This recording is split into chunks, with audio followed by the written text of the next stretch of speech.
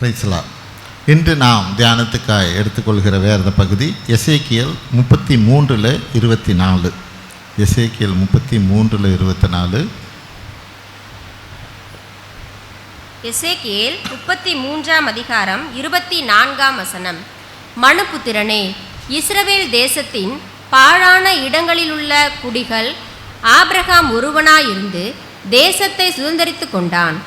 நாங்கள் அநேகராயிருக்கிறோம், எங்களுக்கு இந்த தேசம் சுதந்திரமாக கொடுக்கப்பட்டது என்று சொல்லுகிறார்கள். ஆமென். ஜெபிப்போம். ஸ்தோத்திரம் ஆண்டவரே, உமது கிருபைக்காய் நன்றி செலுத்துகிறோம். இப்பொழுதும் இந்த வேத பகுதியை தியானிக்கும்படியான கிருபை எங்களுக்கு தருவீராக. எங்கள் ஆண்டவரும் மீட்பர் இரட்சகருமாய் இயேசு கிறிஸ்துவின் வழியாக எடுக்கிறோம் நல்ல பிதாவே, ஆமென். ஆபிரகாம் ஒருவனாயிருந்து தேசத்தை சுதந்தரித்து கொண்டான். ஹல்லேலூயா. தேசத்தின் பாழான இடங்களை, நல்ல இடங்களை இல்லை, தேசத்தின் பாழான இடங்களை ஆபிரகாம் ஒருவனாயிருந்து அதையெல்லாம் சுதந்தரித்து கொண்டான். ஆமென். இன்னைக்கு தேவன் நம்மளை ஒவ்வொருவரையும் அப்படி தான் அழைக்கிறார். ஹல்லேலூயா. நம்ம இருக்கிற பகுதியில் ஒருவராக இருக்கலாம், தனிமையாக இருக்கலாம், ஆனால் நம்ம ஒருவனை கொண்டு நம்ம இருக்கிற பகுதியை கர்த்தருக்காய் சுதந்திரித்து கொள்ளும்படிக்காக தேவன் எதிர்பார்க்கிறார். ஹல்லேலூயா. நாம் இருக்கிற பகுதியில், ஒருவேளை நாம் இருக்கிற பகுதியாக இருக்கலாம், அந்த சமுதாயமாக இருக்கலாம், அல்லது சபையாக இருக்கலாம், அல்லது நம்மளுடைய குடும்பமாக இருக்கலாம். நம்மளை ஒருத்தரை கொண்டு அதையெல்லாம் கர்த்தருக்காக சுதந்திரித்து கொள்ளும்படிக்காக தேவன் நம்மளை தெரிந்து கொண்டு இருக்கிறார். ஹல்லேலூயா.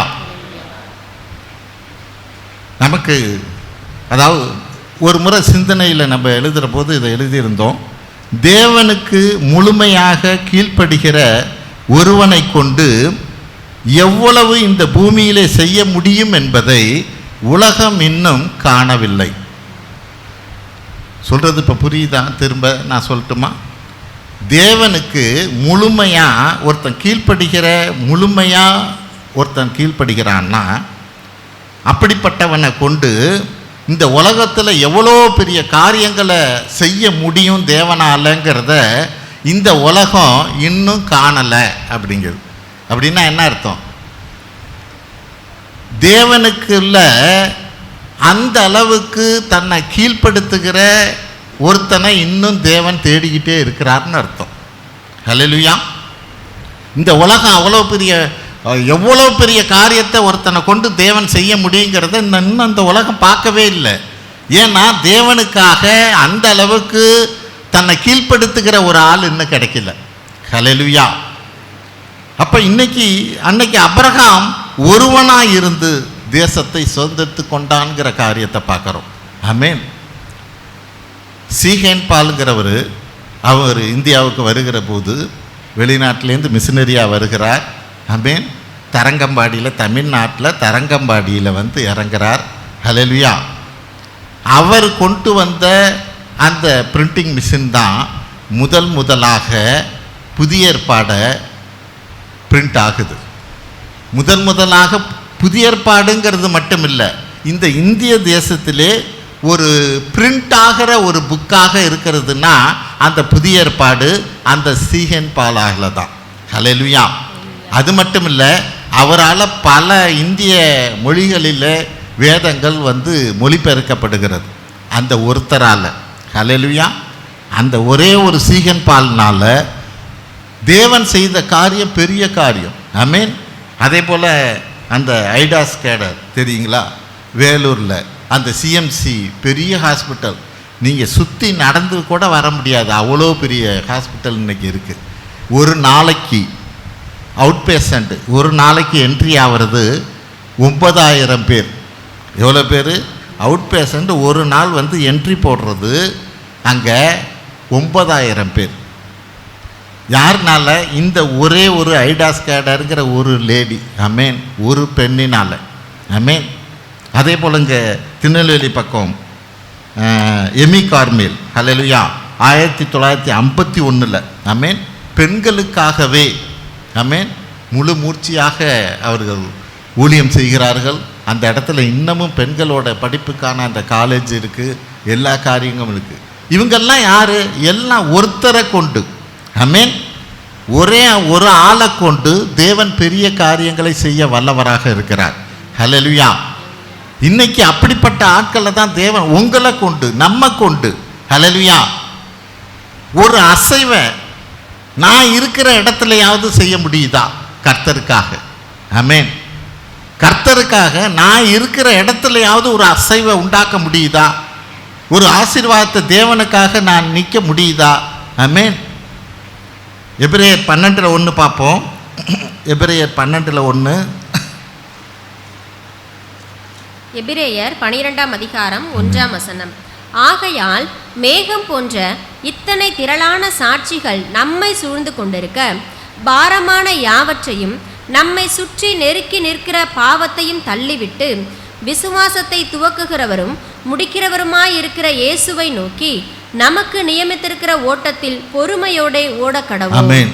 மேகம் போன்ற இத்தனை திரளான சாட்சிகள் இருக்க, அந்த எபிரேயர் 11ஆவது அதிகாரத்தில் பழைய ஏற்பாடு விசுவாசத்தில் நிலச்சி நின்னவங்க, கர்த்தருக்காக தன்னை வாழ்க்கையை அர்ப்பணித்தவங்களோட லிஸ்ட்டு எபிரேயர் 11 முழுசும் இருக்கும். 12 ஆரம்பத்தில் தான் இப்படி வசனம் சொல்லுது, மேகம் போன்ற இத்தனை திரளான சாட்சிகள் நம்மை சூழ்ந்துக்கிட்டு இருக்க. என்ன காரியம் 2 சொல்றார்? பாரமான யாவற்றையும் நம்மை சுற்றி நிற்கிற, ஆமென், பாவத்தையும் தள்ளிவிட்டு. இந்த 2 காரியமும் தள்ளணும். எந்த 2 காரியம்? உனக்கு பாரமாக இருக்கிறது எது? ஹல்லேலூயா. உன் மனசில் என்ன நினச்சிக்கிட்டு இருக்கிற? ஆமென். அந்த பாரத்தெல்லாம் விட்டுடு. அதே போல் பாவமான காரியத்தையும் விட்டுடு. இதை விட்டுட்டு உன் நோக்கம் என்ன? கிறிஸ்துவை நோக்கி நீ உனக்கு நியமித்திருக்கிற ஓட்டத்தில் ஓடு. உனக்குன்னு தேவன் ஒரு ஓட்டத்தை நியமித்து வச்சிருக்கிறார். ட்ராக்கு மாறாத. ஹல்லேலூயா. அவங்க எப்படி இருக்கிறாங்களே, இவங்க எப்படி இருக்கிறாங்களே, அவங்கள போல இவங்கள போல அல்ல. உன்னோட ட்ராக் என்ன? தேவன் உனக்குன்னு ஒரு ஊழியத்தை வைத்திருக்கிறார். அது சின்ன ஊழியமோ பெரிய ஊழியமோ. புதிய ஏற்பாடில் பார்க்கலாம். அப்போஸ்தலர் நடபடியில் அனனியாங்கிறவர், அவர் செஞ்ச ஒரே காரியம் பவுலுக்கு அபிஷேகம் பண்ணினார். பவுலுக்கு தலையில் கையை வச்சு ஜெபிச்சார். அதோடு அவர் சாப்டர் முடிஞ்சு போச்சு. ஆனால் அந்த பவுல் வேதத்தில் இருக்கிற அத்தனை காரியங்களையும் அவர் தான் எழுதுகிறார். ஹல்லேலூயா. ஆனால் அனனியா செஞ்ச ஒரே காரியம் பவுலுக்காக ஜெபித்தது, தலையில் கை வச்சு ஜெபிச்சது. ஆமென். அப்போ இன்னைக்கு தேவன் என்ன கொண்டு என்ன சின்ன காரியமாக பெரிய காரியமாக அது முக்கியமல்ல, என்ன கொண்டு என்ன செய்ய நினைக்கிறார். ஹல்லேலூயா. இன்னைக்கு அதை திட்டமும் தெளிவுமா நான் புரிஞ்சிருக்கிறேனா? நான் சபைக்கு மட்டும் வந்துட்டு போய்கிட்டு இருக்கிறவனாக இருக்கிறேனா? என்னுடைய ஆசீர்வாதத்தை மட்டும் நான் நோக்கி பார்த்துக்கிட்டு இருக்கிறேனா? ஆசீர்வாதம் தானாக வரும். ஹல்லேலூயா. முந்த பரலோக ராஜ்யத்தையும் அதற்கான நீதியும் தேடு, மற்றதெல்லாம் கூட்டி கொடுப்பேன், சேர்த்து கொடுப்பேன். ஹல்லேலூயா. அப்போ நம்ம காரியம் தேவனை தேடுகிறது, தேவனுக்காக சபைக்கு வர்ற காரியம் மட்டுமல்ல, தேவன் என்ன கொண்டு என்ன செய்ய நினைக்கிறார். ஹல்லேலூயா. ஒரு பிட்டாவது நான் தேவனுக்காக நான் நம்பி வைக்கிறேனா? ஆமென். நான் இங்கேருந்து போன பிறகு நீ வேலை உண்டு, வீடு உண்டு, குடும்பம் உண்டுன்னு இருக்கிறேனா? ஹல்லேலூயா. தேவன் எனக்கு என்ன வேலை வச்சிருக்கிறார்? ஹல்லேலூயா. தேவன் என்ன ஏன் ரட்சித்தார்? எனக்கு என்கிட்ட என்ன காரியத்தை தேவன் எதிர்பார்க்கிறார்? ஹல்லேலூயா. ஒரு அப்பா அம்மான்னா பிள்ளைங்கள்ட்ட என்ன நீங்கள் எதிர்பார்ப்பீங்க? அது நல்லா படிக்கணும், நல்லா வேலைக்கு போகணும், ஆமென், ஒரு கீழ்ப்படிதல் உள்ள பிள்ளையா இருக்கணும்.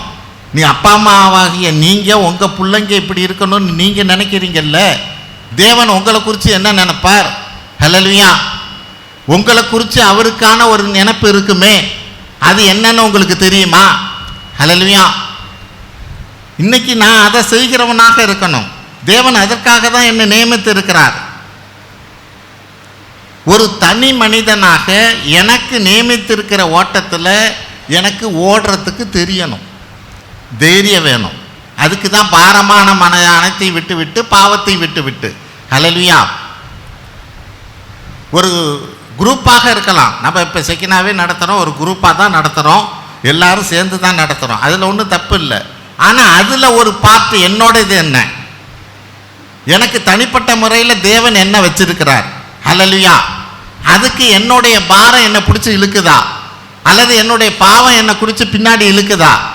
அதுக்கு நான் தொடர்ந்து இயேசுவை நோக்கி இயேசு எனக்கு கொடுத்த ஓட்டத்தில் ஓடுறவனா இருக்கிறேனா? ஹல்லேலூயா. என்னுடைய ஓட்டம் சபைக்கு வர்றது தேவனுக்காக வர்றது மாதிரி வந்துக்கிட்டு இருக்கிறேன். எனக்கு வர்றதாக இல்லை, நான் சபைக்கு வர்றது தேவனுக்காக. ஆமே, இப்படி தான் நம்ம ஓட்டம் இருக்குது.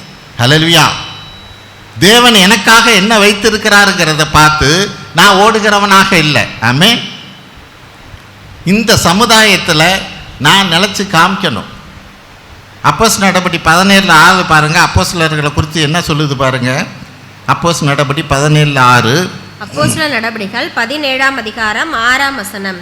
அவர்களை காணாமல் யாசோனையும் சில சகோதரரையும் பட்டணத்து அதிகாரிகளிடத்தில் இழுத்து கொண்டு வந்து உலகத்தை கலக்குகிறவர்கள் இங்கேயும் வந்திருக்கிறார்கள். ஆமென். பட்டணத்து அதிகாரிகிட்ட ஹல்லேலூயா இழுத்துட்டு வந்து அவங்க சொல்ற காரியம் என்ன? இவங்கெல்லாம் உலகத்தை கலக்கிறவங்க. ஹல்லேலூயா. சீசர்களை பார்த்து அங்கே என்ன சொல்றாங்க, அந்த இன்ட்ரோடக்ஷன் எப்படி இருக்குது பாருங்க. இவங்க உலகத்தை கலக்கிறவங்க, ஊரை கலக்கிறவங்க இல்லை, உலகத்தை கலக்கிறவங்க. இன்னைக்கு இந்த வசனத்தை இந்த இடத்துல நம்ம பேசுகிறோம்னா உண்மையிலே அது உலகத்தை கலக்கிறவங்களா இருந்தபடினால தானே. ஹல்லேலூயா. அப்போ இன்னைக்கு என்ன குறித்து தேவன் என்ன நினைத்திருக்கிறார், என்ன காரியத்தை என்னிடத்தில் எதிர்பார்க்கிறவராக இருக்கிறார்? நான் இருக்கிற பகுதியில் தேவனுக்காக நான் வாழ்ந்து காட்டுகிறவனாக இருக்கிறேனா? தேவனுக்காக நிற்கிறவனாக நான் இருக்கிறேனா? அதை தான் இந்த காரியத்தில் நம்ம பார்க்க இருக்கிறோம். ஆமென். அந்த திரளான சாட்சிகள் நமக்கு முன்பாக இருக்கிறதுல ஒரு சில காரியங்களை தான் நம்ம பார்க்க போகிறோம்.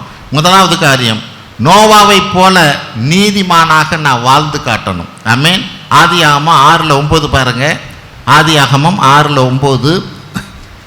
ஆதியாகமம் 6ஆம் அதிகாரம் 9ஆம் வசனம். நோவாவின் வம்ச வரலாறு. நோவா தன் காலத்தில் இருந்தவர்களுக்குள்ளே நீதிமானும் உத்தமனுமாயிருந்தான். நோவா தேவனோட சஞ்சரித்து கொண்டிருந்தான். ஆமென். நோவா தன் காலத்தில் இருந்தவர்களுக்குள்ளே, அதுதான் முக்கியமானது. நான் என் ஊரில் என் இருக்கிறவங்களுக்குள்ளே நான் நீதிமானா உத்தமனா இருக்கிறேனா? ஆமென். என் குடும்பத்துக்குள்ளே, என் சமுதாயத்துக்குள்ளே, என் சபைக்குள்ளே நான் நீதிமானா உத்தமனாக இருக்கிறேனா? வாழ்ந்து காட்டணும். ஆமென். அதுதான் நோவா வாழ்ந்து காட்டுறார். அங்கே வசனம் சொல்லுது, தன் காலத்தில் இருந்தவர்களுக்குள்ளே நீதிமான உத்தமனுமாய் இருந்தான். நோவா தேவனோடு சஞ்சரித்து கொண்டு இருந்தான். இன்னைக்கு நான் நீதிமானாக மற்றவர்கள் மத்தியில் நான் நீதிமானாக நிலைத்து நிற்கும்படிக்காய், மற்றவர்களுக்கு நான் என்னை காண்பிக்கும்படிக்காய், நான் வாழ்ந்து காட்டும்படிக்காய் தேவன் என்னை தெரிந்து கொண்டு இருக்கிறார். ஹல்லேலூயா. எபேசியர் 6:14 நீதிமான எப்படியா சொல்லுது பாருங்க. நீதிமானுக்கான காரியம் எபேசியர் 6:14. எபேசியர் 6ஆம் அதிகாரம் 14ஆம் வசனம். சத்தியம் என்னும் கச்சையை உங்கள் அறையில் கட்டினவர்களாயும் நீதி என்னும் மார்க்கவசை தரித்தவர்களாயும். போதும்.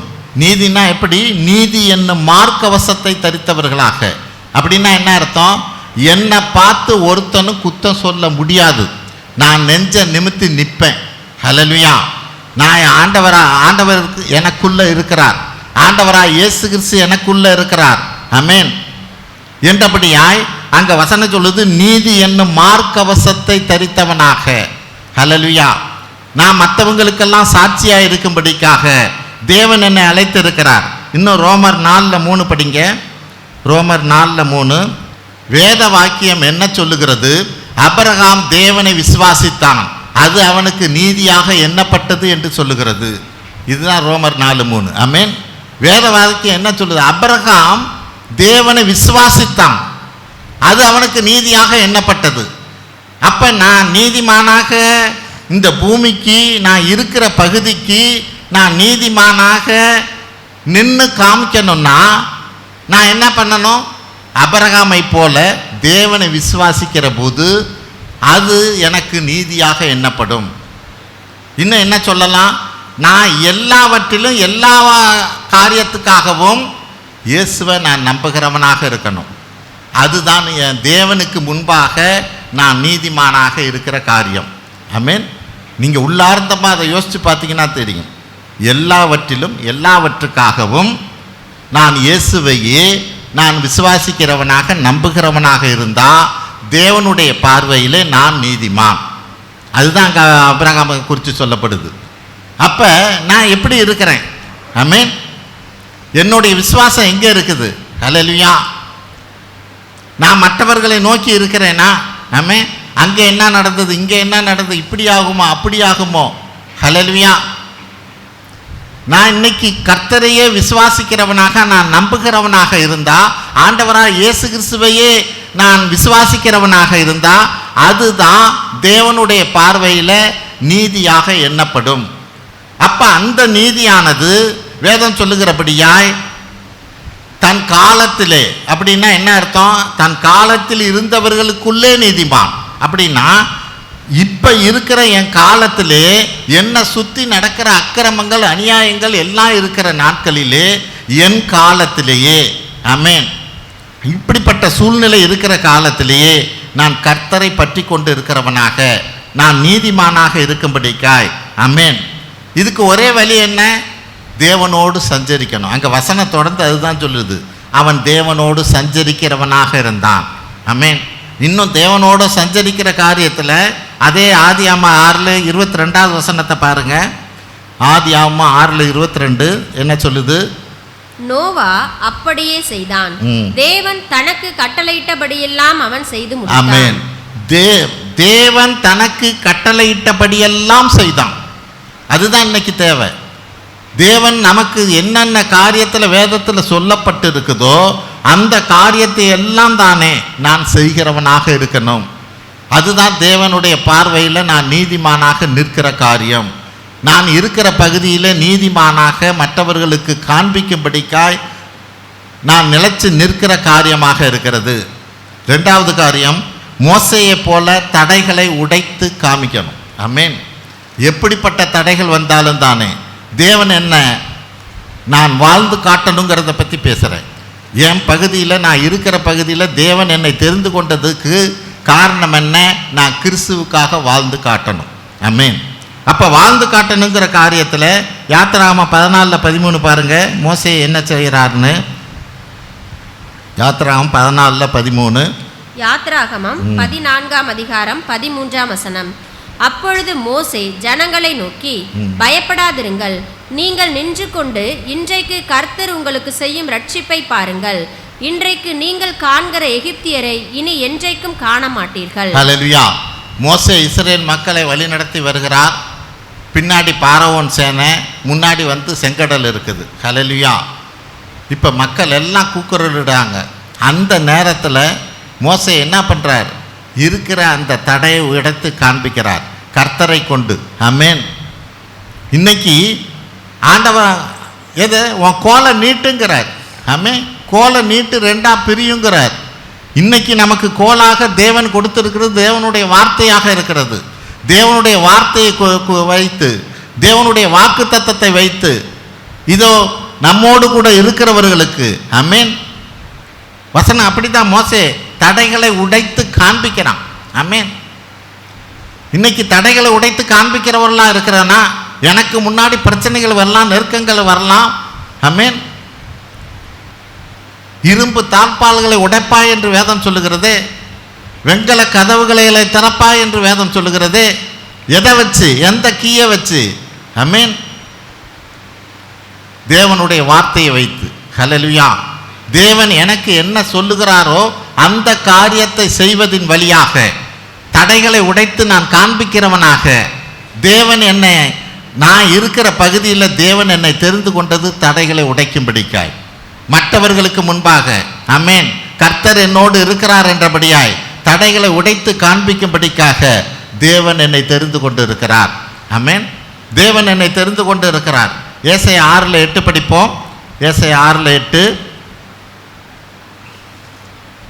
ஏசாயா 6ஆம் அதிகாரம் 8ஆம் வசனம். பின்பு யாரை நான் அனுப்புவேன்? யார் நமது காரியமாய் போவான் என்று உரைக்கிற ஆண்டவருடைய சத்தத்தை கேட்டேன். அதற்கு நான், இதோ அடியேன் இருக்கிறேன், என்னை அனுப்பும் என்றேன். ஆமென். எங்க ஏசாயா தீர்க்கதரிசி கிட்ட கர்த்தர் பேசுறார். ஆமென். அப்ப கர்த்தர் பேசுற போது ஏசாயா தீர்க்கதரிசி கிட்ட அவர் என்ன சொல்றார்? பின்பு யாரை நான் அனுப்புவேன், யார் நமது காரியமாய் போவான் என்று உரைக்கிற ஆண்டவருடைய சத்தத்தை கேட்டேன். அதற்கு நான், இதோ அடியேன் இருக்கிறேன், என்னை அனுப்பும் என்றேன். அல்லேலூயா. சத்தம் வருகிற போது என்னை ஒப்பு கொடுக்க தெரியணும். ஆமென். அன்னைக்கு ஏசாயா ஒரு தீர்க்கதரிசியாக, ஆமென், அந்த நாளிலே தேவன் அந்த இடத்துல உயர்த்துகிறார். ஆமென். தன்னை ஒப்பு கொடுத்தபடியினாலே ஒரு தீர்க்கதரிசியாக ஏசாயா தீர்க்கதரிசியை உயர்த்துகிறவராக இருக்கிறார். எனக்காக யார் போவார்? ஆமென். இந்த வார்த்தை, இந்த வசனம் ஏசாயா தீர்க்கதரிசிக்கு மட்டும் இல்லை, இதே தான் ஆண்டவராக இயேசு கிறிஸ்துவுக்கு. ஆமென். பிதாவானவர் ஆண்டவராக இயேசு கிறிஸ்துவை குறித்து காரியங்கள் இதுதான். எனக்காக யார் போவா? ஆமென். ஆண்டவராக இயேசு கிறிஸ்து நான் போகிறேன் என்றபடியாய் இந்த பூமிக்கு வந்து, ஆமென், அவர் அடிக்கப்படுகிறவராக, நொறுக்கப்படுகிறவராக, ரத்தம் சிந்துகிறவராக, நம்மளுடைய பாவங்களை எல்லாம் தானே மன்னிக்கும்படிக்காய், ஹல்லேலூயா, தன்னை ஒப்பு கொடுக்கிறவராக இருந்தார். ஆமென். இன்னைக்கு இதே வார்த்தையானது நம்மளை நோக்கி வருமானா? ஆமென். இயேசு நம்மளிடத்துல கேட்பாரானா? எப்படி கேட்பார்? கட்டப்பட்டு அநேக மக்கள் கட்டப்பட்டு இருக்கிறாங்களே, அவங்க கட்டெல்லாம் யார் அவிழ்க்கிறது? சிறைப்பட்டு இருக்கிறார்களே, இவர்களை எல்லாம் யார் அவிழ்க்கிறது? யார் எனக்காய் போவா? ஆமென். யார் எனக்காய் போவா?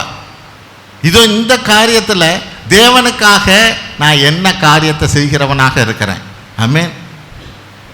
எனக்கு இது போதும் இது போதும் என்றபடியாய் ஏதாவது ஒரு லிமிட் வச்சிருக்கிறேன்னா, ஆமென், தேவன் அதை விரும்புகிறவர் அல்ல.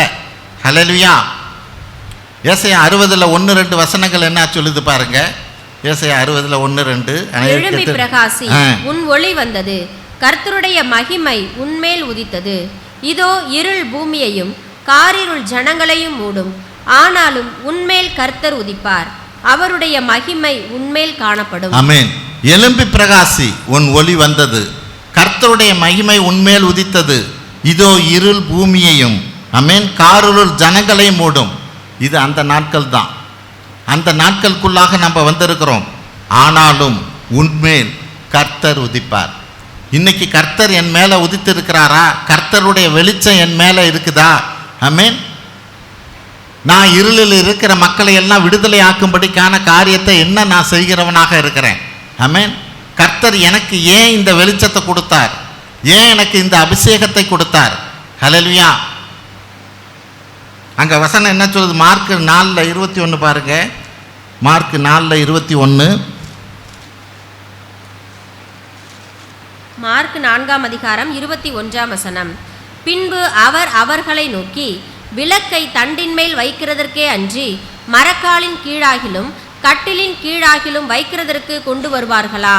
ஒரு வெளிச்சத்தை உனக்கு கொடுத்திருக்கிறார், ஒரு அபிஷேகத்தை உனக்கு கொடுத்திருக்கிறார். நீ அதை உயர்த்தி பிடிக்கிறவனாக, கர்த்தருக்காக உயர்த்தி பிடிக்கிறவனாக, விளக்கு தண்டின் மேல் வைக்கிறவனாக, எல்லாருக்கும் புரோஜனம் உள்ளதாக அந்த அபிஷேகம் இருக்கா? அந்த வெளிச்சம் இருக்கா? அங்கே வசனம் என்ன சொல்லுது? மரக்காலின் கீழிலாவது கட்டிலின் கீழாவது வைக்கிறதற்கு கொண்டு வருவார்களா? நான் உனக்கு கொடுத்த வெளிச்சத்தை நீ மரக்காலுக்கு கீழே வச்சிருக்கிறியா? மரக்காலுக்கு கீழேன்னா என்ன? உலக சம்பாத்தியம், உலகத்துக்கான காரியம். ஹல்லேலூயா. உனக்கு கொடுத்த அபிஷேகத்தை, உனக்கு கொடுத்த வெளிச்சத்தை மரக்காலை போட்டு மூடி வச்சிருக்கிறியா? அல்லது கட்டிலுக்கு கீழே வச்சிருக்கிறியா? கட்டிலுக்கு கீழேன்னா என்ன? நிர்விசாரம். ஹல்லேலூயா. எதை பற்றியும் கவலைப்படுறதில்ல. நான் அபிஷேகம் பண்ணியிருக்கேன், எனக்கு அபிஷேகம் இருக்குது, எனக்குள்ள வெளிச்சம் இருக்குது அப்படின்னு சொல்லிக்கிற. ஆனால் அது எங்கே இருக்குது? விளக்கு தண்டின் மேல் வைக்கிறியா? அநேகர் பார்க்கும்படியா வைக்கிறியா? அநேகருக்கு வெளிச்சம் தருகிற ஒரு அபிஷேகமாக அது இருக்குதா? அநேகருக்கு விடுதலை தருகிற ஒரு வெளிச்சமாக அது இருக்குதா? ஆமென். தேவன் அதை தான் கேட்கிறார். கர்த்தருக்காக நான் வாழ்ந்து காட்டணும். ஆமென். பாரமான அனைத்தையும் விட்டுவிட்டு, பாவத்தையும் விட்டுவிட்டு. ஆமென். பாரம் என்ன? ஒருவேளை அது குடும்ப பாரமாக இருக்கலாம், வேற ஒரு பாரமாக இருக்கலாம். அதெல்லாம் விட்டுட்டு ஓடணும். அதுக்காக குடும்பத்தை விட்டுட்டு ஓடணும்னு இல்லை. ஆமென். தேவன் நேர்த்தியாக வேதத்தில் எழுதி வச்சிருக்கிறார். 12 சீடர்களில் ஒரு சீடரோட மனைவியை பற்றியோ பிள்ளைங்களை பற்றியோ அது எழுதலை. ஹல்லேலூயா. எழுத முடியாத எவ்வளோ காரியத்தை வேதத்தில் எழுதினார். ஆனால் எந்த ஒரு சீடனுடைய மனைவியை குறித்தாவது பிள்ளைகளை குறித்தாவது எழுதியிருக்கிறாரா? ஹல்லேலூயா. எங்கேயும் நீங்கள் பார்க்க முடியாது. தேவன் அதெல்லாம் பொறுப்பெடுத்துக்கிட்டாரானா? ஹல்லேலூயா. தேவன் அதை தான் இன்னைக்கு விரும்புகிறார். இந்த பாரத்தெல்லாம் விட்டு விட்டு எனக்காக ஓடு. ஆமென். உனக்கு கொடுத்துருக்கிற வெளிச்சம், உனக்கு கொடுத்துருக்கிற அபிஷேகம், யாரெல்லாம் கட்டப்பட்டு இருக்கிறார்களோ அவர்களை கட்டவிழ்க்கும்படிக்காய், சிறைப்பட்டவர்களை விடுதலையாக்கும்படிக்காய் ஒரு தனி மனிதனாக நீ வாழ்ந்து காட்டுங்கிற. ஹல்லேலூயா. நீ இருக்கிற பகுதியில் உனக்கு தேவன் என்ன கொடுத்துருக்கிறாரோ அந்த காரியத்தில் ஹல்லேலூயா நீ நிலச்சி நின்று காமி. ஆமென். மூன்றாவது காரியம், சிம்சோனை போல தூண்களை அசைத்து காட்டணும். ஆமென். அது எப்படிப்பட்டதான தூணாக இருந்தாலும். நியாயாதிபதிகள் 16:25-30 பாருங்க. நியாயாதிபதிகள் 16:25-30. இப்படி அவர்கள் மனமகிழ்ச்சியாய் இருக்கும்போது நமக்கு முன்பாக வேடிக்கை காட்டும்படிக்கு சிம்சோனை கூட்டிக் கொண்டு வாருங்கள் என்றார்கள். அப்பொழுது சிம்சோனை சிறைச்சாலையிலிருந்து கூட்டிக் கொண்டு வந்தார்கள். அவர்களுக்கு முன்பாக வேடிக்கை காட்டினான். அவனை தூண்களுக்கு நடுவே நிறுத்தினார்கள். சிம்சோன் தனக்கு கைலாக்கு கொடுத்து நடத்துகிற பிள்ளையாண்டவனுடைய வீட்டை தாங்குகிற தூண்களிலே நான் சாய்ந்து கொண்டிருக்கும்படி அவைகளை நான் தடவி பார்க்கட்டும் என்றான். அந்த வீடு புருஷராலும் ஸ்திரீகளாலும் நிறைந்திருந்தது. அங்கே பெலிஸ்தியரின் சகல பிரபுக்களும் வீட்டின் மேல் புருஷரும் ஸ்திரீகளுமாக ஏறக்குறைய 3000 பேர் சிம்சோன் வேடிக்கை காட்டுகிறதை பார்த்து கொண்டிருந்தார்கள். அப்பொழுது சிம்சோன் கர்த்தரை நோக்கி கூப்பிட்டு, கர்த்தராகிய ஆண்டவரே, நான் என் 2 கண்களுக்காக ஒரே தீர்வையாய் பெலிஸ்தியர் கையிலே பழிவாங்கும்படிக்கு இந்த ஒரு விசை மாத்திரம் என்னை நினைத்தருளும், தேவனை பலப்படுத்தும் என்று சொல்லி சிம்சோன் அந்த வீட்டை தாங்கி நிற்கிற 2 நடு தூண்களில் ஒன்றை தன் வலது கையினாலும் மற்றொன்றை தன் இடது கையினாலும் பிடித்து கொண்டு, என் ஜீவன் பெலிஸ்தரோடே கூட மடிய கடவது என்று சொல்லி பலமாய் சாய்க்க அந்த வீடு அதிலிருந்த பிரபுக்கள் மேலும் எல்லா ஜனங்கள் மேலும் விழுந்தது. இவ்விதமாய் அவன் உயிரோடு இருக்கையில் அவனால் கொல்லப்பட்டவர்களை பார்க்கிலும் அவன் சாகும்போது அவனால் கொல்லப்பட்டவர்கள் அதிகமாயிருந்தார்கள். ஆமென். அந்த சிம்சோனை போல தூணை அசைக்கிறவங்களா இருக்கணும். என்ன தூணு? என்ன சமுதாயத்தில் இருக்கிற தூணை நான் அசைக்கணும்? அந்த தூண் ஒருவேளை சடக்காச்சாரியமாக இருக்கலாம். ஆமென். அந்த தூண் இந்த நாளில் உலக பிரகாரமான சில காரியங்களாக இருக்கலாம். நான் நிற்கிற சமுதாயத்தில், நான் இருக்கிற என் குடும்பத்தில், என் சொந்த பந்தத்தில், ஹல்லேலூயா, அந்த தூணை நான் அசைக்கணும். ஹல்லேலூயா. அந்த தூணை நான் அசைக்கணும்.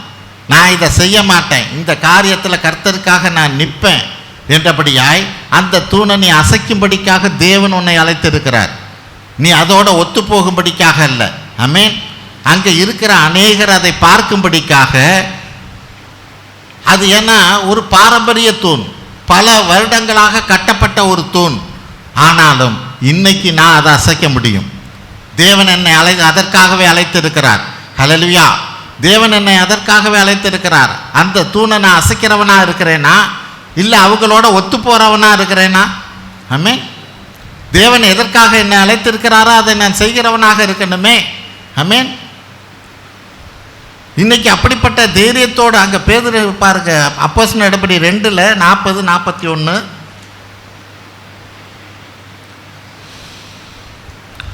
அப்போஸ்தலர் நடபடி 2 அதிகாரம் 40-41 வசனங்கள். இன்னும் அநேக வார்த்தைகளாலும் சாட்சி கூறி மாறுபாடுள்ள இந்த சந்ததி, இந்த தூணை தான் நீ அசைக்கணும். ஹல்லேலூயா. மாறுபாடு உள்ள இந்த சந்ததியே அந்த தூணை நான் அசைக்கிறவனாக இருக்கணும். படிங்க. மாறுபாடுள்ள இந்த சந்ததியை விட்டு விலகி உங்களை ரட்சித்துக் கொள்ளுங்கள் என்றும் புத்தி சொன்னான். அவனுடைய வார்த்தையை சந்தோஷமாய் ஏற்றுக்கொண்டவர்கள் ஞானஸ்நானம் பெற்றார்கள். அன்றைய தினம் ஏறக்குறைய 3000 பேர் சேர்த்து கொள்ளப்பட்டார்கள். ஹல்லேலூயா. அன்னைக்கு சிம்சோன் அசைச்ச அந்த தூணுனால அங்கே 3000 பேர் கொல்லப்பட்டாங்க. இங்கே பேதுரு அசைச்ச இந்த தூணுனால அந்த மாறுபாடு உள்ள அந்த சந்ததியை விட்டு நீங்கள் வெளியே வான்னு அவன் தைரியமாக பேசின அந்த தூணை அசைச்சபடினால 3000 பேர் ரட்சிக்கப்பட்டாங்க. ஹல்லேலூயா. இன்னைக்கு தேவன் நம்ம இருக்கிற பகுதியில் சமுதாயத்தில் எப்படிப்பட்ட தூணை நான் அசைக்கும்படியாக தேவன் என்னை அழைத்திருக்கிறார். ஹல்லேலூயா. நான் அதை அசைக்கிறவனாக இருக்கிறேன்னா, நான் அவங்க என்ன நினைப்பாங்க, இவங்க என்ன நினைப்பாங்க, ஊரில் திருவிழா நடக்குது, வீட்டில் என் குடும்பத்தில் ஒரு சடங்கு நடக்குது. ஹல்லேலூயா. இதுக்கா உன்னை தேர்ந்தெடுத்தார், இதுக்கா உன்னை அழைச்சார், அந்த தூணை அசைக்கும்படியால உன்னை அழைச்சார். நீ அந்த தூணில் போய் சாஞ்சுக்கிறியே. ஆமென். நீனும் போய் அந்த தூணில் சாஞ்சுக்கிறியே.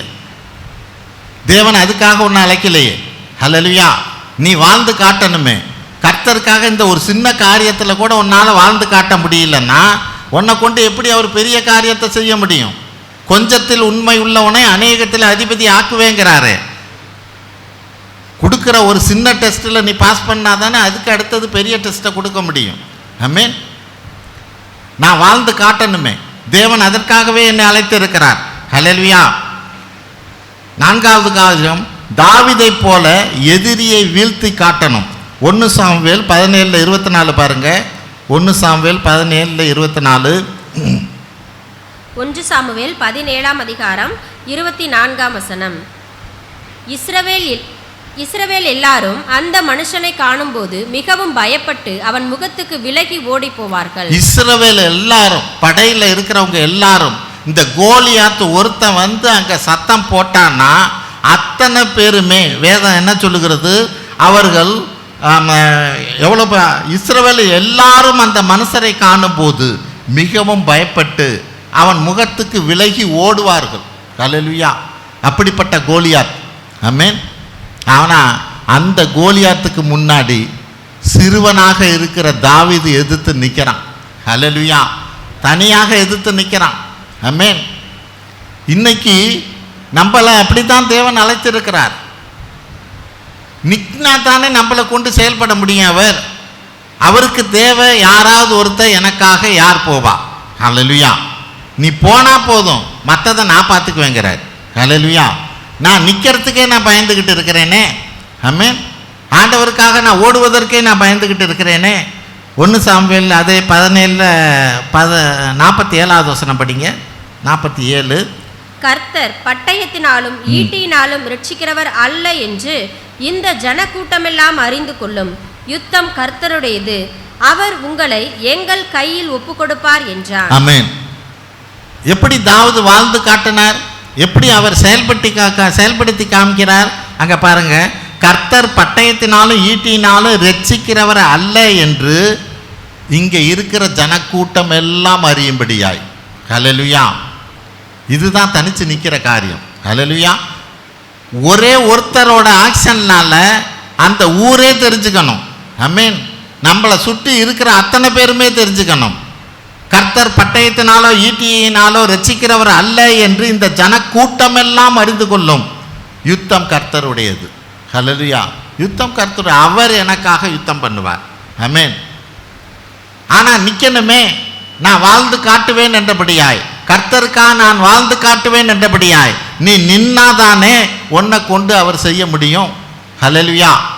நீனும் அந்த இஸ்ரவேல் கூட்டத்தோட கோலியாத்தை பார்த்து அவன் முகத்தை பார்த்து பயந்து ஓடினார்கள்லாம். ஹல்லேலூயா. இன்னும் அவன் சண்டைக்கே வரல. ஆமென். அவன் மூஞ்ச பார்த்தவனே பயந்து ஓடுறான். நீனும் அந்த ஓடுற கூட்டத்தோட நீனும் இருக்கிறியா? அதுக்காகவா தேவன் உன்னை அபிஷேகித்திருக்கிறார்? அதுக்காகவா தேவன் தன்னை உங்களுக்கு ஒரு வெளிச்சத்தை கொடுத்திருக்கிறார்? ஹல்லேலூயா. விடுதலை ஆக்கும்படிக்காக அல்லவா, மற்றவர்களுக்காக நிற்கும்படிக்காகவே. அதிலே 50வது வசனம். இவ்விதமாக தாவீது ஒரு கவணினாலும் ஒரு கல்லினாலும் பெலிஸ்தனை மேற்கொண்டு அவனை மடங்கடித்து அவனை கொன்று போட்டான். தாவீதின் கையில் பட்டயம் இல்லாதிருந்தது. ஆமென்.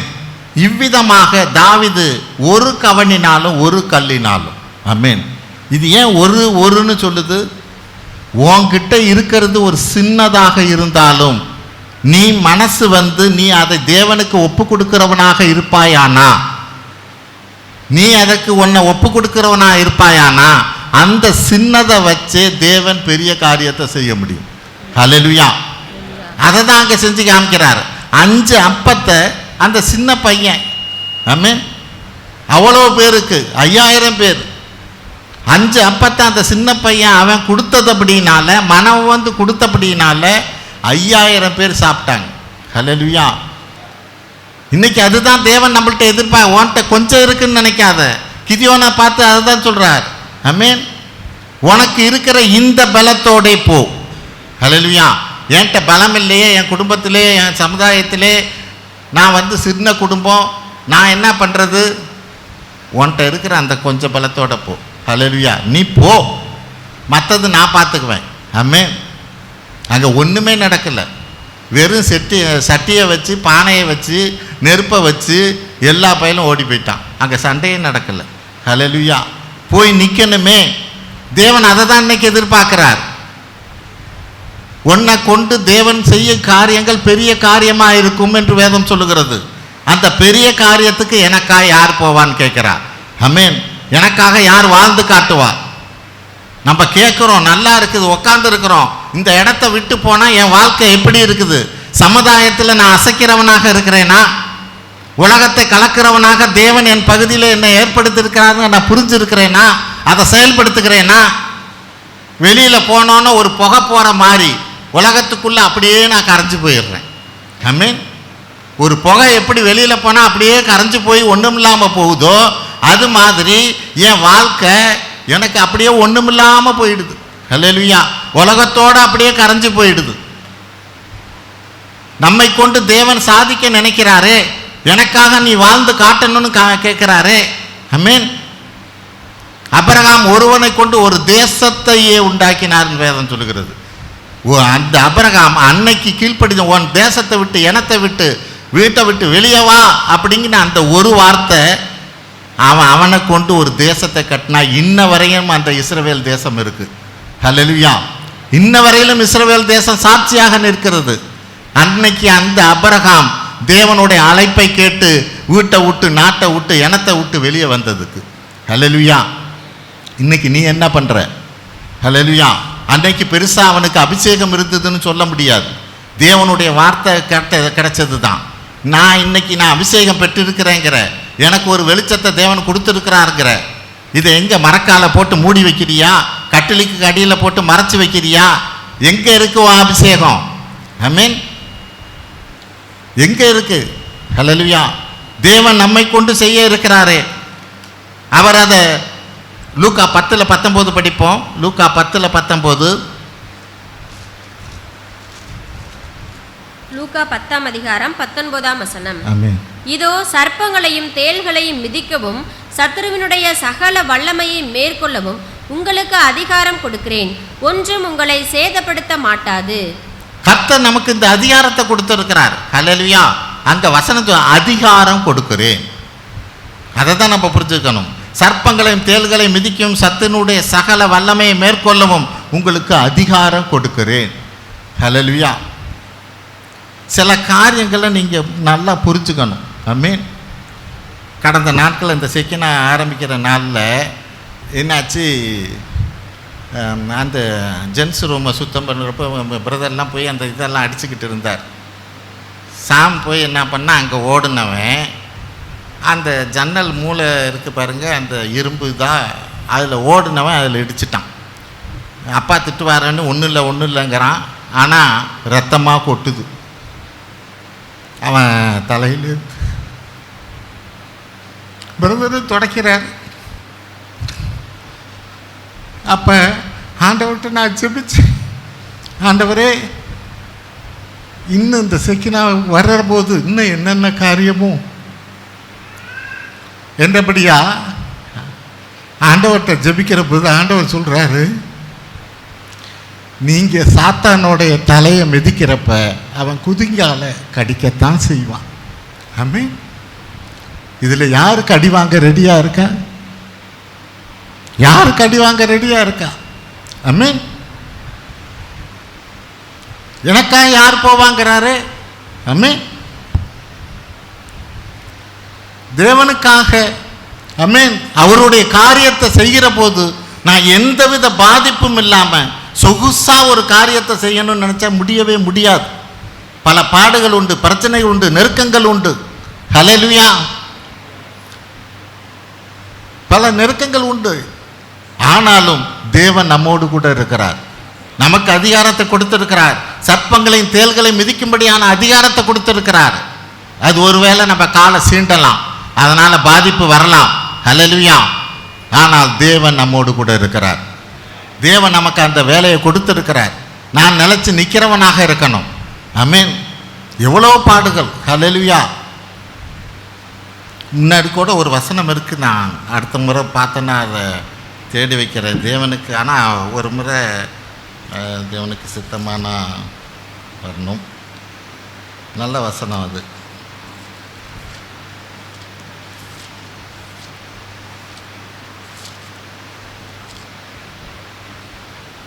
சரி, இன்னொரு நாள் தேவனுக்கு சித்தமான அதை குறித்து வச்சேன். எந்த இடத்துல குறிச்சேங்கிறது எனக்கு தெரியல. ஹல்லேலூயா. இந்த நாளில் தேவன் நம்மளை அவருக்காக தேர்ந்தெடுத்திருக்கிறார்.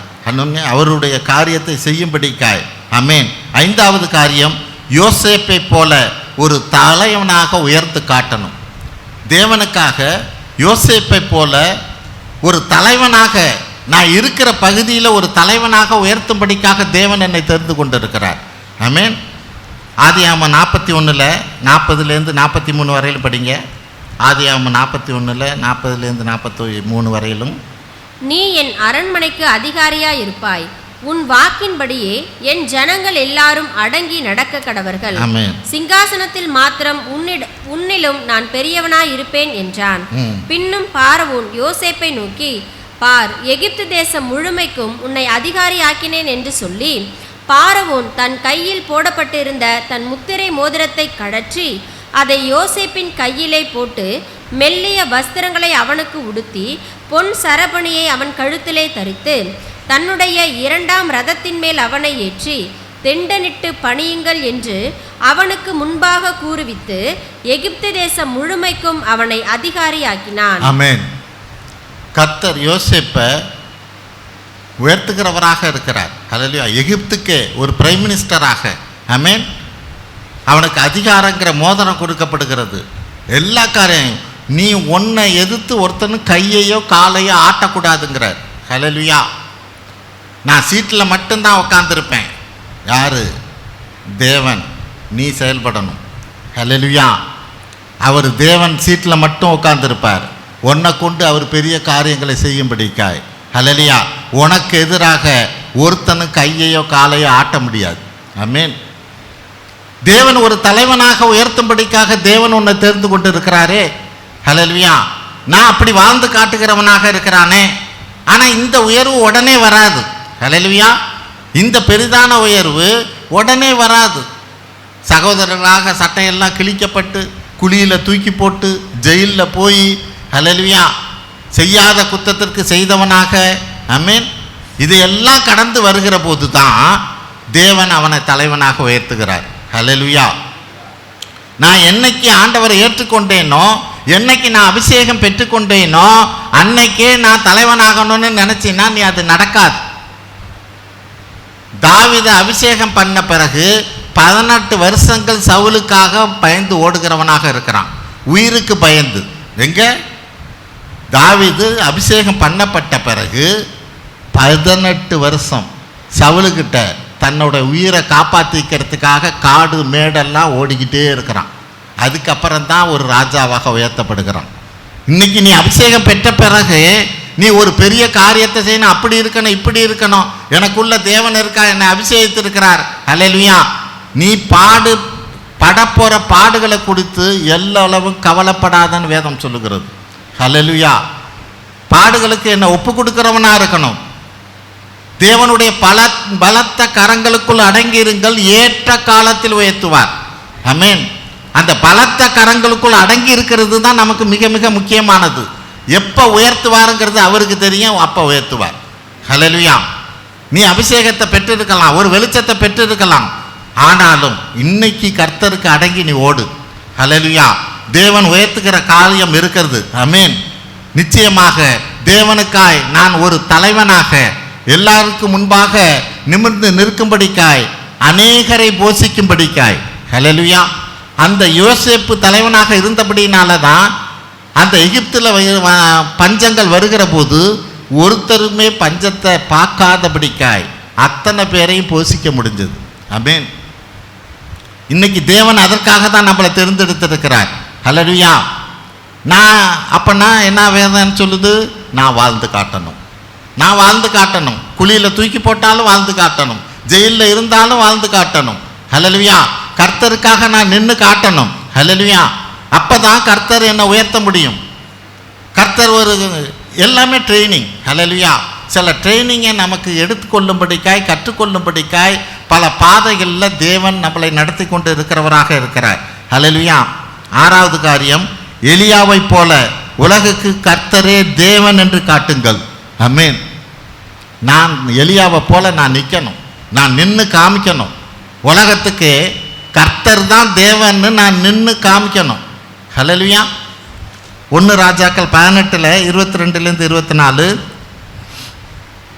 1 ராஜாக்கள் 18 22 24. அப்பொழுது எலியா ஜனங்களை நோக்கி, கர்த்தரின் தீர்க்கதரிசிகளில் மீந்திருக்கிறவன் நான் ஒருவன், பாகாலின் தீர்க்கதரிசிகளோ 450 பேர். இப்போதும் 2 காளைகளை எங்களிடத்தில் கொண்டு வரட்டும். ஒரு காளையை அவர்கள் தெரிந்து கொண்டு அதை சந்து சந்தாக துண்டித்து நெருப்பு போடாமல் விறகுகளின் மேல் வைக்க கடவர்கள். நான் மற்ற காளையை அப்படியே செய்து நெருப்பு போடாமல் விறகுகளின் மேல் வைப்பேன். நீங்கள் உங்கள் தேவனுடைய நாமத்தை சொல்லி கூப்பிடுங்கள், நான் கர்த்தருடைய நாமத்தை சொல்லி கூப்பிடுவேன். அப்பொழுது அக்கினியினால் உத்தரவு அருளும் தெய்வமே தெய்வம் என்றான். அதற்கு ஜனங்கள் எல்லாரும் இது நல்ல வார்த்தை என்றார்கள். ஹல்லேலூயா. எலியா ஒரு தனி ஆளா நிற்கிறான். இவனுக்கு எதிர்த்த மாதிரி எத்தனை பேரா? 450 தீர்க்கதரிசி, பாகால் தீர்க்கதரிசி, அந்நிய தெய்வத்தோட தீர்க்கதரிசி 450 பேர். எலியா ஒரு ஆள் நிற்கிறான். ஹல்லேலூயா. பழி செலுத்துங்க. ஆமென். உண்மையிலே உண்மையான கர்த்தராக இருப்பாரானா, உண்மையான தெய்வம்னா, வானத்திலிருந்து அக்கினி இறங்கி இந்த பலிபீடத்தில் இருக்கிறதெல்லாம் நக்கி போடணும், எரிச்சு போடணும். உங்கள் தெய்வத்தை நீங்கள் கூப்பிடுங்க. ஹல்லேலூயா. 450 பூசாரி நிற்கிறான். ஆமென். 450 பேர். இங்கே எலியா மட்டும் ஒருத்தர் நிற்கிறார். அவனுக்கு நாள் முழுக்க ராத்திரி முழுசுக கதறி கதறி கதறி பார்க்குறானுங்க. ஒன்றுமே காரியம் நடக்கலை.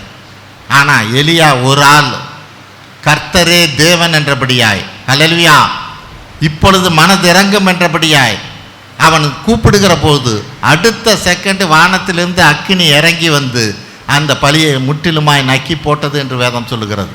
ஹல்லேலூயா. நீ இப்படிப்பட்ட ஒரு தனி ஆளாக,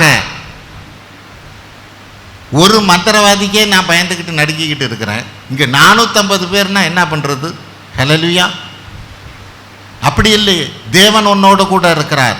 இந்த உலகத்தில் இருக்கிறவரை காட்டிலும் ஒன்னில் இருக்கிறவர் பெரியவர். ஹல்லேலூயா. நீ தனி ஒரு ஆளாக நிற்கும் போது நீ நின்னா தேவன் செய்வார்.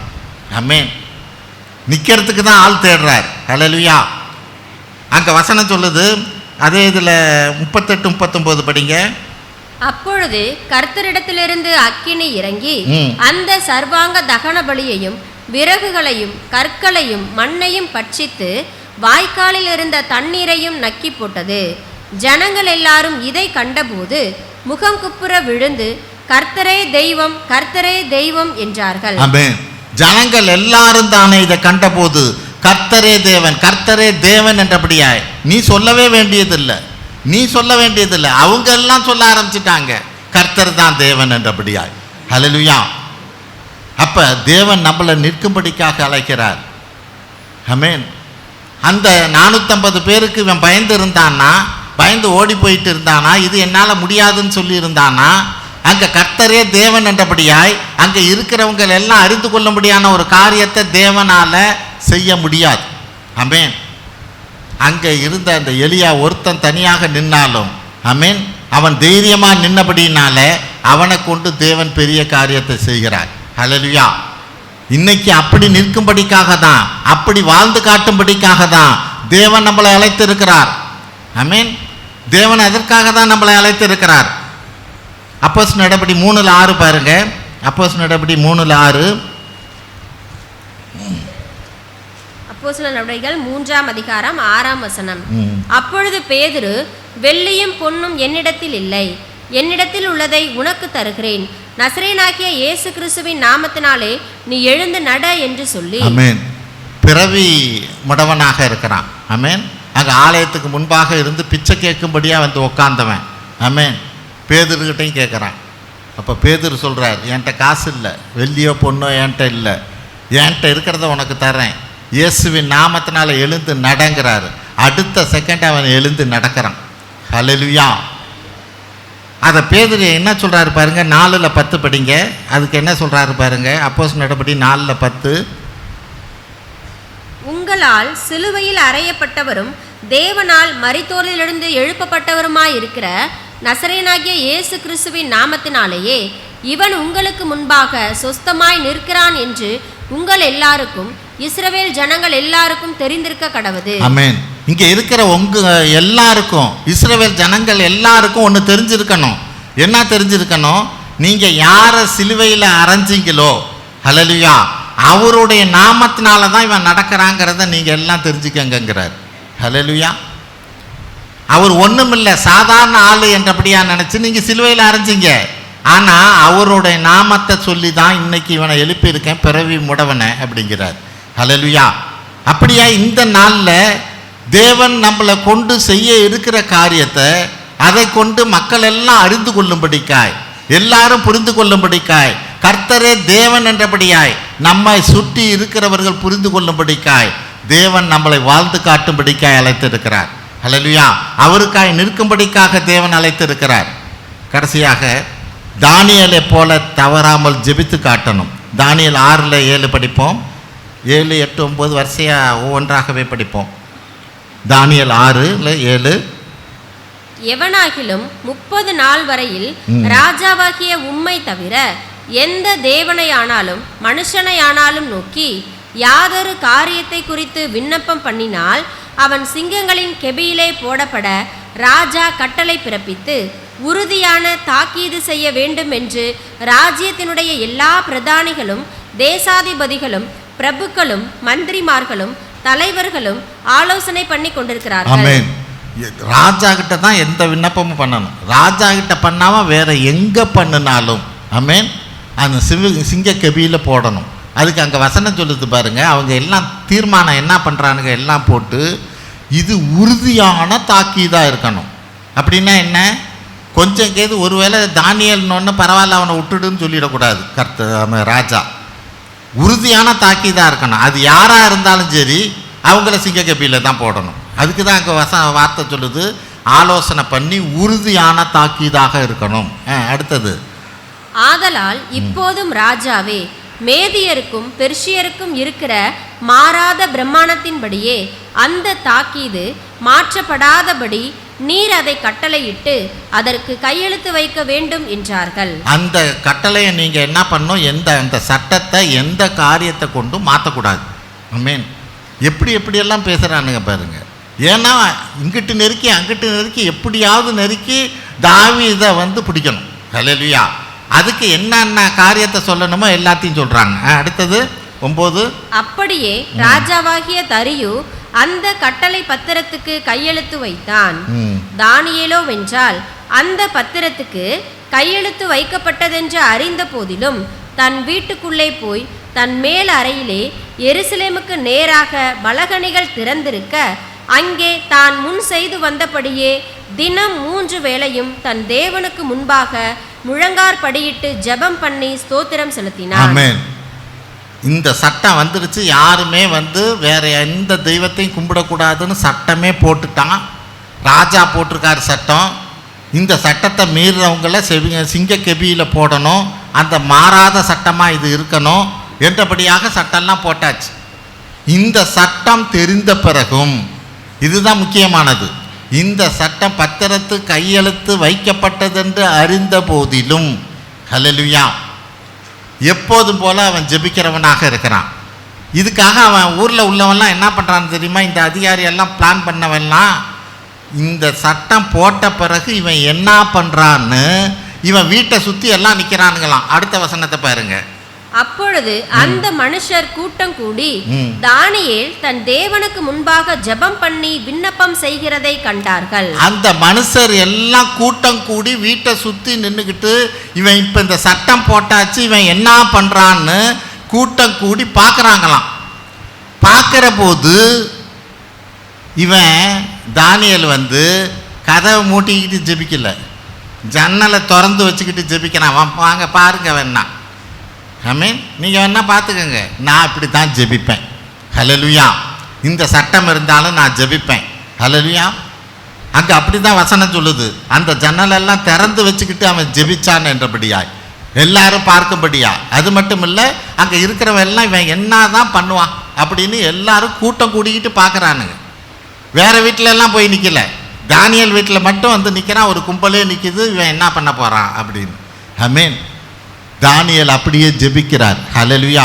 இன்னைக்கு அதுதான் தேவை. ஆமென். தேவனுக்காக நிற்கும்படிக்காய், ஜெபத்துக்காய் நிற்கும்படிக்காய். ஆமென். நமக்கு சபைக்காக நிற்கிறதே கஷ்டமாக இருக்குது. அன்னைக்கு தான் கல்யாணங்கிறான், காது குத்துங்கிறான், இது சடங்குங்கிறான். ஹல்லேலூயா. அது ஒன்றும் பெருசாக சட்டம் போடல அவங்க, ஆனால் அதுக்கே நம்மளால் நிற்க முடியல. ஆமென். இன்னைக்கு தேவனுக்காக நாம் நிற்கணும். ஆமென். அங்கே ஒரு அப்படிப்பட்ட ஜெபம் வேதம் என்ன சொல்லுது நல்லா புரிஞ்சுக்குவோம். ஜெபிக்கலைன்னா பாவம். ஹல்லேலூயா. ஜெபிக்கலைன்னா பாவமா? ஆமென். ஜெபிக்கலைன்னா பாவங்க. ஏன் பாவம்? ஏன் ஜெபிக்கலைன்னா பாவம்னா, நான் தேவன் தான் எனக்கு இதை செய்கிறாருங்கிறதுல எனக்கு விசுவாசம் இல்லாமல் போகுது. ஹல்லேலூயா. ஒரு காரியத்துக்காக நான் ஜெபிக்கலை அப்படின்னா, தேவனுக்கிட்ட சொல்லலை அப்படின்னா, அது என்ன ஆகுது? என்னுடைய சுயத்தில், என்னுடைய பலத்தில் நான் செய்கிறேன் என்றபடியாக ஆகிற போது அது பாவமாக மாறுகிறது. ஆமென். அப்போ ஜெபங்கிறது, ஆமென், முதல் காரியம் ஜெபங்கிறது தேவனோடு இருக்கிற ஒரு உறவு. ஆமென்.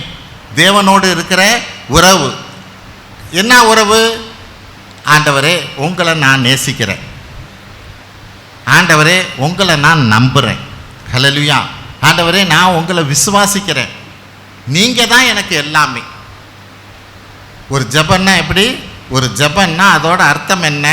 அது எப்படியா மாறுது? நான் உங்களை நேசிக்கிறேங்கிறத காண்பிக்கிற ஒரு காரியம், உங்களை நம்புகிறேங்கிற காண்பிக்கிற ஒரு காரியம், நான் உங்களை விசுவாசிக்கிறேங்கிற காண்பிக்கிற ஒரு காரியம், நீங்கள் தான் எனக்கு எல்லாமேங்கிற காரியம். அப்போ இந்த காரியத்தை நான் ஜெபிக்கலை அப்படின்னா தேவனுக்கு முன்பாக நான் பாவம் செய்தவனாக இருக்கிறேன். எப்போ பாவம் செய்தவனாக இருக்கிறேன்? என்னால் முடியும், நான் தான் இந்த காரியத்தை செய்வேங்கிற போது அது தேவனுக்கு விரோதமான காரியமாக இருக்கிறது. ஆமென். அது மட்டும் இல்லை, ஜெபங்கிறது என்ன? பரலோகத்தை பூமிக்கு கொண்டு வர்ற காரியம். எப்படி? ஜெபங்கிறது பரலோகத்தை பூமிக்கு கொண்டு வர்ற காரியம். உம்மது ராஜ்யம் வருக, உம்மது சித்தம் பரலோகத்தில் செய்யப்படுவது போல பூமியிலே செய்யப்படுவதாக. அப்படின்னா என்ன? பரலோகத்தையே பூமிக்கு கொண்டு வர்ற காரியம்தான் ஜெபம். ஆமென். அப்போ இன்னைக்கு அதை தான் நமக்கு தேவை. ஜெபிக்கிறவங்களாக இருக்கணும். ஆமென். விட்டு விடாதவர்களாக இருக்கணும். ஆமென். ஜெபம் நம்முடைய விண்ணப்பத்தையும் வேண்டுதலையும் தேவனிடத்தில் தெரியப்படுத்துகிற காரியம். ஆமென். அங்கே பிலிப்பியரில் அதுதான் தோத்திரத்தோடு கூடிய ஜெபத்தினாலும் வேண்டுதனாலும் தேவனிடத்தில் தெரியப்படுத்துங்கள், உங்களுக்கு புத்திக்கு எட்டாத தேவ சமாதானத்தை கர்த்தர் தருவார். ஹல்லேலூயா.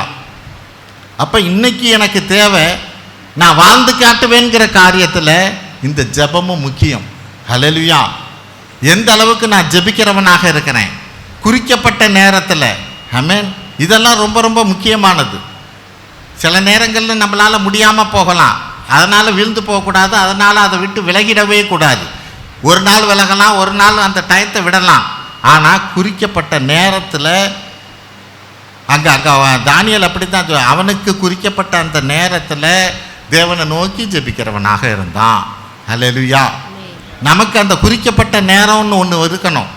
அது எல்லா காரியங்களையும் விட்டு விட்டு, அந்த யாக்கோப்பை போல மற்றதெல்லாம் தவிர்த்து விட்டு தனிமையிலே அவன் கர்த்தரோடு போராடுகிறவனாக இருந்தான் என்று வேதம் சொல்லுகிறது. மற்றவர்களை எல்லாம் தள்ளிவிட்டு, குடும்பத்தை எல்லாத்தையும் விட்டுட்டு அதுக்கப்புறம் தனி ஜெபம். குடும்ப ஜெபமும் அவசியம்தான், ஆனால் ஜெபம் முக்கியமானது. நான் வாழ்ந்து காட்டுவேன்கிற காரியத்தில் நான் ஜெபிக்கிறவனாக வாழ்ந்து காட்டணும். ஆமென். இதை தேவன் நம்மிடத்தில் விரும்புகிறவராக இருக்கிறார். அப்போ இன்னைக்கு காரியம் என்ன நம்ம பார்க்குறோம்? எப்படி ஆபிரகாம் ஒருவனாக இருந்து தேசத்தை சுதந்திரித்து கொண்டானோ, அப்படியாய் நான் ஒருவனாக இருந்து தேவன் என்னை கொண்டு ஏதோ ஒரு காரியத்தை செய்ய விரும்புகிறார். அந்த காரியம் எது என்பதை நான் அறிந்து புரிந்து நான் அதற்காக செயல்படுகிறவனாக இருக்கணும். நோவாவை போல உலகம் எல்லாம் தானே அக்கிரமங்கள் அநியாயங்கள் இருக்கிற நாட்களிலும் தானே அவன் நீதிமானாக நின்று காண்பித்தான். ஆமென். மோசேயை போல தடைகளை உடைத்து காண்பிக்கிறவர்களாக தேவன் நம்மளை அழைத்து இருக்கிறார். ஆமென். மூன்றாவது காரியம், சிம்சோனை போல இந்த சமுதாய சடங்கு மற்ற தூண்களை எல்லாம் அசைக்கும்படிக்காக தேவன் நம்மளை அழைத்து இருக்கிறார்.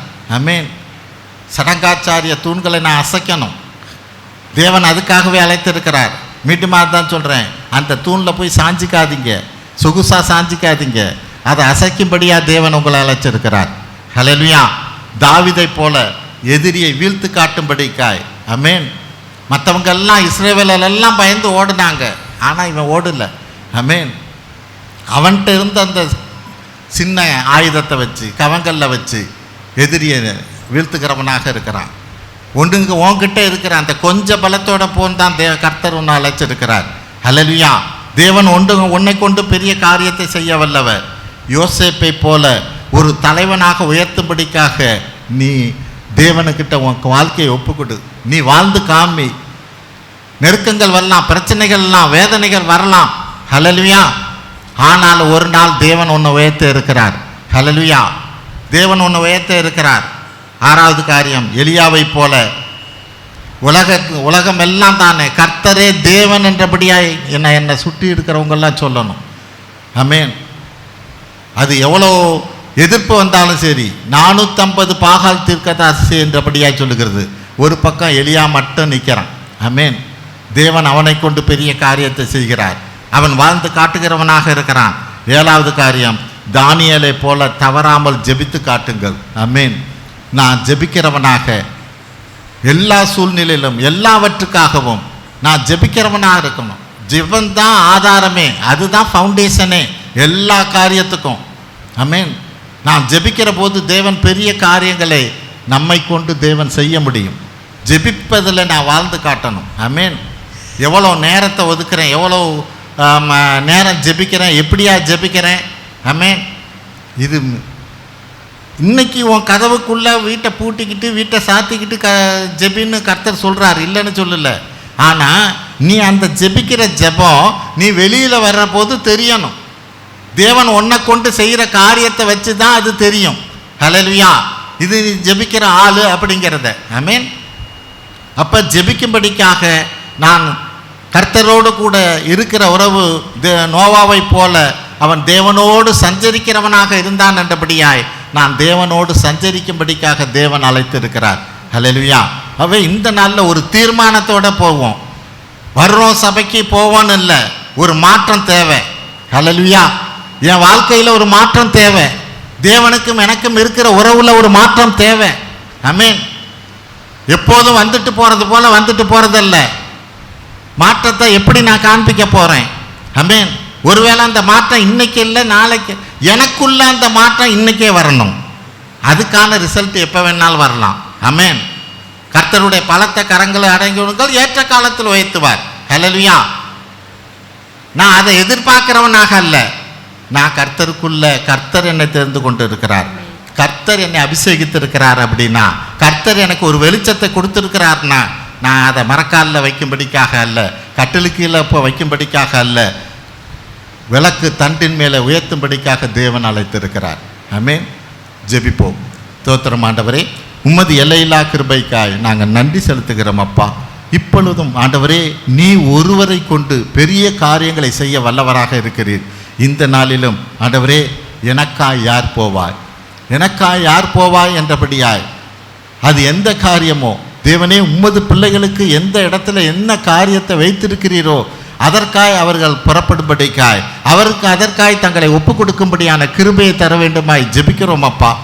ஒவ்வொருவரையும் பேர் பேராய் ஆசீர்வதிப்பீராக. எங்கள் ஆண்டவரும் மீட்பர் இரட்சகருமாய் இயேசு கிறிஸ்துவின் வழியாய் எடுக்கிறோம் நல்ல பிதாவே, ஆமென்.